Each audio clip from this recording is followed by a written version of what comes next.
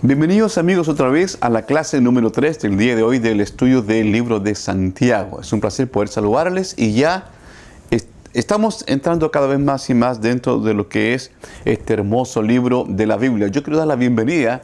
Si usted está hoy día por primera vez en este video, quiero que sepa de que ya esta es la tercera clase de este hermoso libro de Santiago, libro del Nuevo Testamento. Hemos estado hablando acerca de él y hay muchísimo que aprender de este libro. Entonces vamos lento, nada nos apura, pero vamos a ir tratando de ser cuidadosos en todo lo que estamos examinando. Muy bien. La clase anterior nos quedamos en el versículo 8, que hay entre el versículo 6, 7 y 8 habla acerca de lo importante que es la fe. La fe cuando estás pidiendo algo a Dios, especialmente cuando pides sabiduría para poder estar fuerte en momentos de pruebas, en momentos de dificultades. Decía el libro de Santiago, en los versículos, voy a leer rápidamente solo para un contexto de lo que ya estamos hablando. En el versículo, 5, hay que comenzar en el 5, ¿verdad? Y si alguno de vosotros tiene falta de sabiduría, pídala a Dios, el cual da a todos abundantemente y sin reproche, y le será dada. Pero pida con fe, no dudando nada. Porque el que duda es semejante a la onda del mar, que es arrastrada por el viento y echada de una parte a otra. El versículo 7 dice así: no piense, pues, quien tal haga, que recibirá cosa alguna del Señor. Y aquí es donde quedamos la semana pasada, la clase pasada. El hombre de doble ánimo es inconstante en todos sus caminos. Bueno, todo ese contexto, la carta de Santiago comienza con el pequeño saludo en el versículo 1, luego versículos 2 al 4 nos habla acerca de las pruebas, luego hay un pequeño paréntesis ahí, donde habla de la sabiduría para enfrentar esas pruebas, y sigue hablando acerca de, siempre en el contexto de las pruebas. Y nos decía en el versículo 7, 8, lo importante de que cuando pidas sabiduría, que la pidas teniendo fe, para que puedas recibirla, de que no piense de que vas a recibir algo de Dios si realmente no lo estás pidiendo con fe. Qué importante es eso, ¿verdad? Entonces, porque decíamos que el que no tiene fe es una persona de doble ánimo. Es una persona inconstante, es alguien que hace una cosa hoy día y no la hace mañana, y que está arriba y que está abajo, como decía Santiago, como las olas del mar, ¿verdad? Un día arriba y un día abajo. Perfecto, entonces hoy día vamos a terminar esta sección en el capítulo 1 del libro de Santiago, donde nos está hablando acerca de estas pruebas, estas dificultades. Ahora, tenga en mente de que en el tiempo en que Santiago está escribiendo esta carta, los cristianos estaban siendo perseguidos. Había una gran persecución. Entonces, estaban sufriendo muchísimo por su fe, precisamente por creer en el Evangelio de Jesucristo. Eran perseguidos, eran discriminados, eran maltratados, y su vida misma corría peligro. Entonces ahora, comenzando en el versículo 9, es donde Santiago va a hacer un contraste entre una persona que es rica y una persona que es pobre. Y cómo es que cada uno va a llegar a un estado. Leo el versículo, voy a leer el contexto junto, comenzando en el versículo 9, para 9, 10 y 11 voy a leerlo de una sola vez. Dice así el versículo 9 de Santiago: el hermano que es de humilde condición, gloríese en su exaltación, pero el que es rico, en su humillación, porque él pasará como la flor de la hierba. Porque cuando sale el sol con calor abrasador, la hierba se seca, su flor se cae y perece su hermosa apariencia. Así también se marchitará el rico en todas sus empresas. Muy bien. Entonces, el contraste que se está produciendo aquí es entre una persona que es pobre y una persona que es rica. Hay dos formas de interpretarlo. Una es una persona que es literalmente pobre y una persona que es rica, pero que es parte de la iglesia. Y una segunda forma de verlo es un pobre cristiano con una persona que es rica, pero que no sea de la iglesia. Vamos a enfocarnos en alguien que sí está dentro de la iglesia primero, ¿ok? Entonces, aquí es donde nos encontramos acerca de la condición. Cuando uno lee este versículo en un comienzo, te suena como un poco, no con mucho sentido. Dice así el 9. El hermano que es de humilde condición, o sea, la persona que es pobre, el hermano que está en la iglesia y que aparte de que es un cristiano perseguido, además es pobre. Esa persona dice, gloríese en su exaltación. Ahora, eso suena un poco, de cierta forma, contraproducente, ¿verdad? Como contradictorio en cierto sentido. ¿Cómo es que cuando soy pobre, pastor, cómo es que me voy a gloriar? ¿De qué me voy a gloriar? Es algo parecido con lo que pasaba en el versículo 2, cuando Santiago estaba llamando a que tengas sumo gozo cuando estás en pruebas. Bueno, acá sigue dentro de esa misma idea. Todavía estamos hablando acerca de las pruebas. El hermano que es de humilde condición, gloríese en su exaltación. Ciertamente que esta persona que es pobre está sufriendo una humillación material. No tiene medios, carece de muchas cosas, tiene muchas necesidades. Por tanto, humanamente hablando, realmente no tiene mucho de qué gloriarse, ¿verdad? De qué sentirse feliz, de qué sentirse orgulloso. Del punto de vista humano estoy hablando ahí. Sin embargo, una persona que es humilde, una persona que es pobre, está plenamente consciente que no depende de sí mismo, por ejemplo, su pobreza. Especialmente en el contexto de Santiago, cuando están recién comenzando los cristianos. Había, al igual que hoy día, quizás peor, una muy marcada división de clases sociales. Totalmente marcado. Ahí no había clase media. Estaban los gobernantes, los principales, los ricos y los pobres. Entonces los ricos tomaban ventaja del más pobre, del que menos tiene, como ha sucedido a través de toda la historia del mundo, ¿verdad? El que más tiene, el más poderoso, se aprovecha del que es más débil. Eso es lo que estaba pasando aquí en el libro de Santiago. Ahora, ¿por qué va a ser exaltado por Dios? Bueno, porque esta persona que pasa por esta humillación tiene una dependencia absoluta de Dios. No confía en sus fortalezas. De hecho, no tiene dinero, ¿verdad? No confía en sí mismo, sino tiene toda su confianza puesta en su Dios. En su Dios. Sabe que sus fuerzas no son suficientes, no han sido suficientes y que solamente depende de la misericordia de Dios. Entonces, el llamado de Santiago es cierto que eres pobre, es cierto que estás sufriendo, es cierto que estás pasando por persecución, pero ¿sabes qué? Gloríate en eso. Gloríate en eso, porque lo que tú tienes no es material, es mucho más grande que aquel que tiene bienes materiales. Entonces, por eso es que pasas de la humillación de ser pobre a ser exaltado por Dios. Ante los ojos de Dios no hay diferencia entre aquel que se ufana de todos sus bienes y todo lo que tiene contigo que eres pobre. Y ese contraste viene enseguida en el versículo 10. Pero el que es rico, ¿verdad? El que es de humilde condición, gloríese, pero el que es rico, humíllese en su humillación, porque él pasará como la flor de la hierba. ¿Por qué razón el pobre se tiene que exaltar y el rico se tiene que humillar? Porque el rico generalmente, y así ha sido también a través de la historia, tiende a ser autosuficiente, ¿verdad? Yo no tengo necesidades, yo no tengo por qué buscar a Dios, yo me las puedo yo solo y yo salgo adelante y todo lo que tengo es mío, yo lo he trabajado y me he esforzado. Entonces, toda su confianza está en sí mismo. Obviamente que el pobre no puede hacer eso, ¿verdad? No tiene cosas materiales. Entonces, Dios exalta a uno y humilla al otro. Eso es muy interesante. ¿Sabe por qué? Porque esto es lo que Dios hace. Aquí está el rico, aquí está el pobre, y hace esto. A uno lo exalta y el otro lo baja.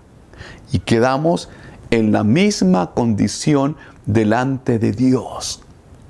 Podrá ser pobre en lo material, pero delante de Dios puede ser rico y mucho más rico que aquel que se cree rico materialmente hablando. Entonces, Dios nos mira igual a todos. Dios no hace acepción de personas. Dios no mira mejor al que tiene más dinero, todo lo contrario. Dios mira bien a aquel que se humilla. El que tiene sus posesiones generalmente va a ser una persona que va a estar confiada en sus bienes. Y lo más probable es que tenga orgullo. No es que todas las personas que tienen mucho dinero o que son ricos sean orgullosos, no es eso. Pero en la mayoría de los casos, generalmente hablando, la persona que tiene mucho tiende a pensar en tu autosuficiencia, no a depender de Dios. En el caso del pobre, ese sí tiene que depender de Dios. Entonces, ahí está este contraste y cómo es que Dios exalta a uno y humilla al otro. Evangelio de Mateo, capítulo 23, versículo 12, nos dice esto con respecto a este mismo tema. Porque el que se enaltece, o sea, que el que es rico, que se enaltece, será humillado. Y el que se humilla será enaltecido. Eso es lo que hace Dios. Eso es lo que hace Dios. Dios te devuelve la dignidad. Y te dice, y te ve como un hijo, como una hija de Él. Y eso es lo que te hace estar consciente que serás poco materialmente hablando, pero espiritualmente eres hijo del Rey de Reyes y Señor de Señores. Y eso te llena de orgullo, de un sano orgullo, de emoción, de saber que tu dependencia está absolutamente en tu Dios. Hay otro pasaje que quiero compartirlo también sobre este mismo tema. Primera de Corintios 15:10 nos dice esto. Y esto es lo que se tiene, en esto es lo que se aferra aquel que es pobre. Pero por la gracia de Dios soy lo que soy. Esa es la diferencia entre el pobre y el rico. Otra vez. Por la gracia de Dios soy lo que soy. Por la gracia de Dios tengo lo que tengo. Ya sea poco, ya sea mucho, pero es por su gracia. ¿Cómo dijo Pablo? ¿Se acuerda cuando dijo Pablo? Sé estar bien con lo poco, con lo mucho, en necesidad, en todo tiempo. Me basto de la gracia de Dios. Es por la gracia de Dios que somos lo que somos. Entonces, la idea de Santiago aquí es estar agradecido, sea cual fuere tu condición. Sea cual sea tu condición, lo que dice Santiago aquí es eso precisamente. Estar agradecido, porque no eres tú el que te enaltece, porque Dios es el que te enaltece. Amén. Entonces, vamos a confiar y descansar en esta gran verdad que Dios nos da para cada uno de nosotros. Aquí tengo mis notas. ¿Por qué razón el rico, como digo, es humillado? ¿Por qué razón? Ahora vamos otra vez al Antiguo Testamento. Voy a leerles el libro de Jeremías. El libro de Jeremías. Ahora, como les dije antes también, Jeremías capítulo 9. No es que todos los ricos son orgullosos. No es eso. Hay personas que pueden tener su corazón, puede ser una persona con mucho dinero y tener un corazón humilde. Y de hecho lo hay. Existen personas así. ¿Okay? En cuanto a la riqueza, son los menos, pero existen. Y quiero dejar eso claro también. Pero para la mayoría de los casos, Jeremías capítulo 9, versículos 23 y 24. Así ha dicho Jehová. No se alabe el sabio en su sabiduría, ni en su valentía se alabe el valiente, ni el rico se alabe en sus riquezas. Ahí está el punto. Ahí está el punto. Mas alábese en esto el que se hubiere de alabar, en entenderme y conocerme que yo soy Jehová. que hago misericordia, juicio, justicia en la tierra, porque estas cosas quiero, dice Jehová. El punto de Jeremías es este. No tienes que alabarte, autoexaltarte por tus riquezas, por todo lo que tengas. Ese es el contexto para Santiago, por todo lo que tú tengas. No, Señor. En lo que tienes que alabarte en sí, eso sí es en el conocimiento de Dios. Y eso es lo que tiene aquí el pobre. Por eso dice, el hermano que es de humilde condición. Está hablando de los cristianos, seguidores de Jesucristo, pero que son pobres materialmente hablando. Perfecto. ¿Qué más? Deje ver aquí. Ahora, cuando se humilla cualquier persona, ahora hablemos de cualquier condición social.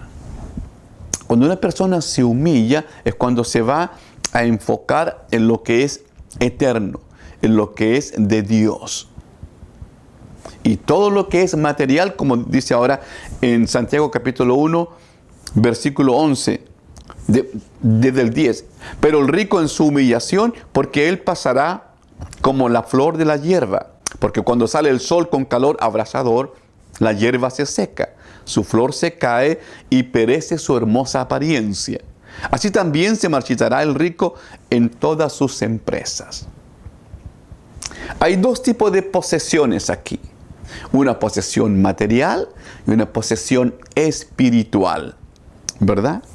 Entonces, todo lo material perece, se destruye, te mueres y se acabó. Pero la posición espiritual es eterna. Esa no se termina, esa no se acaba, esa queda contigo para siempre, por la eternidad. Por eso que dice, gloríese el hermano en su humilde condición. Siéntete feliz, siéntete dichoso, porque lo que tú tienes es eterno y lo material pasa como la flor del campo, como la hierba. Sale en el día y luego desaparece. Exactamente esa es la idea que nos está dando en este momento la palabra de Dios. ¿Por qué? Porque una persona, y es por eso también que una persona que tiene poco, que es pobre, no tiene que sentir envidia de aquel que tiene más, de aquel que tiene mucho. No tienes por qué sentir envidia, porque tú tienes algo que es mucho más importante que aquel que no tiene lo que tú tienes. Es por eso que el Evangelio de Mateo, y todo lo que estamos hablando está complementado. Mateo capítulo 6, desde el versículo 19 al 21, nos dice esto.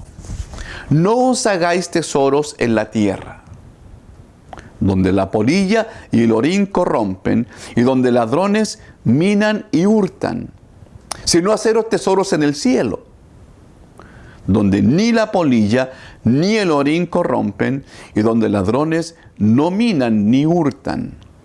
Porque donde esté vuestro tesoro, allí estará también vuestro corazón.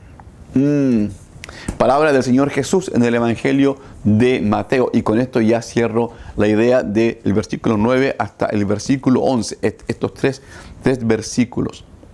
A lo que te invita el Evangelio, las palabras de Jesucristo, y a lo que te invita también Santiago, es a que pongas tus ojos en las cosas de arriba, en las cosas espirituales, en las cosas de Dios, donde no hay corrupción, en lugar de que te preocupes tanto o que te desesperes o que sientas envidia de alguien que tiene cosas materiales.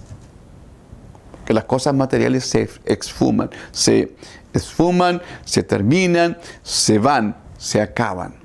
Las cosas espirituales no. Haz tesoros, amigo, amiga.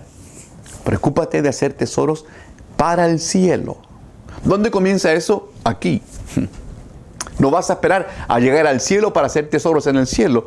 Eso comienza aquí, hoy día, en este momento.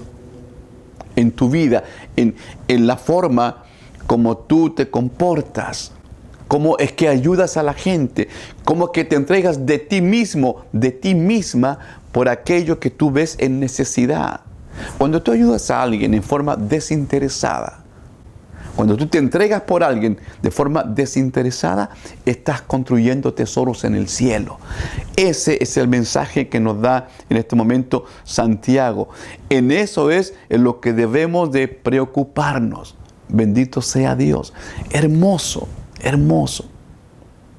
Para la audiencia que tiene Santiago, una gente que estaba en sufrimiento, gran sufrimiento, persecuciones,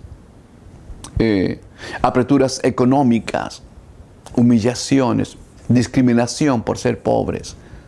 Eran explotados. Esta generación era explotada grandemente.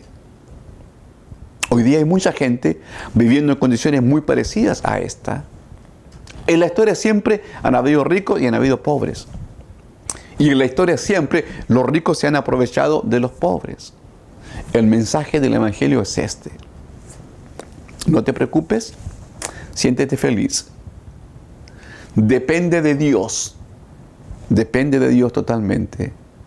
Y con eso tú estás sembrando el tesoro en el cielo. Siéntete dichoso. No eres menos que aquel que aparentemente se ve que está mucho mejor que tú.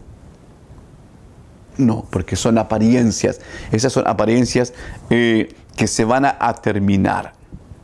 Entonces, eso estamos en el versículo 9 al 11 y voy a terminar con el versículo 12. Bienaventurado el varón que soporta la tentación, porque cuando haya resistido la prueba, recibirá la corona de vida que Dios ha prometido a los que le aman. Esta es la versión Reina Valera de 1960 y me gusta compararla con la versión de Dios habla hoy en el mismo versículo 12. Dichoso el hombre que soporta la prueba con fortaleza, porque al salir aprobado recibirá como premio la vida, que es la corona que Dios ha prometido a los que le aman. En inglés, en la versión en inglés, que también la tengo acá, en el versículo 12 puntualmente, Blessed is a man who perseveres under trial. For once he has been approved, he will receive the crown of life, which the Lord hath promised to those who love him. Bendecido, dichoso el hombre que persevera bajo la dificultad, bajo la crisis. Porque una vez que ha sido aprobado, recibirá la corona de vida que el Señor ha prometido a aquellos que le aman. La idea en estas tres versiones es de que en el versículo 12, aunque en español comienza hablando de la tentación, en el original es la misma palabra que se usa para prueba que se usaba, en el español. En el original griego es la misma palabra que se usa para prueba en el versículo 2. Siempre hablando de esa prueba, de la dificultad, de la crisis. Porque en español la palabra tentación tiene otra connotación, tiene otra idea que es la que vamos a hablar después en el versículo 13. Pero aquí en el 12 todavía está hablando acerca de las pruebas. Y es como el cierre de todos estos versículos que tienen que ver con las pruebas. Entonces, dichoso el varón, el hombre, la mujer que soporta ese momento de dificultad y que la pasa bien, que atraviesa y que la atraviesa de buena manera. Tú y yo, en nuestra vida, pasamos por momentos así, de grandes dificultades. Lo importante es cómo lo enfrentes, cómo lo enfrentas. ¿Cuáles opciones tienes? Primero, te puede pasar quejándote. ¿Por qué a mí? ¿Por qué a mí? Pobre de mí, ¿por qué Dios me hace esto a mí? Esa es una forma que puede pasar un momento de dificultades. La otra forma es decir, Señor, no hay nada que yo pueda cambiar en este momento en mi entorno. Es muy difícil lo que está pasando. No me gusta, no lo deseo, pero yo confío en ti, que tú estás conmigo, que estás pasando esta crisis junto conmigo y que yo no estoy solo, yo no estoy sola, porque yo sé que te tengo a ti. Y que tú de esto vas a tornar y lo vas a cambiar en una bendición, en algo que es para bien, para mí, como dice el libro de Romanos, capítulo 8, versículo 28. Porque a los que aman a Dios, todas las cosas les ayudan a bien. Todas las cosas. Por eso es que Santiago está hablando de que alégrate cuando tienes pruebas. Y ahora te está diciendo, dichoso cuando soportas y pasas bien esta prueba. Cuando hayas resistido la prueba, está diciendo Santiago. Cuando la pasaste.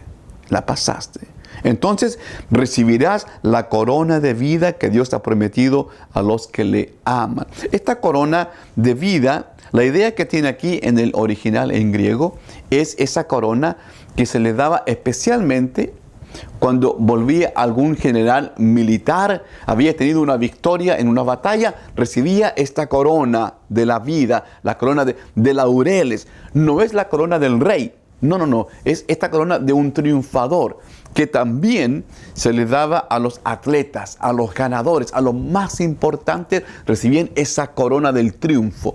Esa es la corona de vida que está hablando aquí en este momento en el versículo 12. Ahora, la palabra de Dios nos habla en varias partes acerca de esta corona de vida. Por ejemplo, vamos a 2 de Timoteo, capítulo 4, versículo 8. Por lo demás, me está guardada la corona de justicia, la cual me dará el Señor, juez justo, en aquel día, y no solo a mí, sino también a todos los que aman su venida. Amén. Otro pasaje que nos habla de corona es 1 Pedro 5:4. Y cuando aparezca el príncipe de los pastores, vosotros recibiréis la corona incorruptible de gloria. Lo que tienen estas coronas en común es que son incorruptibles y que te la da Dios. Dios es el que te entrega esta corona. Y termino con Apocalipsis capítulo 2, versículo 10. No temas en nada lo que vas a padecer. He aquí el diablo echará a alguno de vosotros en la cárcel para que seáis probados y tendréis tribulación por 10 días. Sé fiel hasta la muerte y yo te daré la corona de la vida. Amén. Esta corona es la corona de la eternidad que vas a tener por tu vida eterna. Esta corona es el premio, es el reconocimiento de haber sido fiel en el momento de la tribulación, en el momento de la crisis. Tu fidelidad, tu confianza en Dios, tu fe en Dios es lo que te da la fortaleza que necesitas. Hermoso lo que estamos viendo en este libro de Santiago en el día de hoy. Esta es la clase número 3. Yo espero entonces verles la próxima clase, donde ya vamos a entrar en un tema bien interesante que tiene que ver el contraste entre las pruebas y la tentación.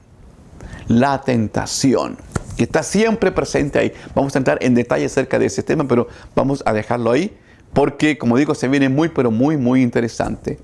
Cuídense mucho, Dios les bendiga, y si Dios quiere, nos vemos entonces en la clase número 4. Bendiciones.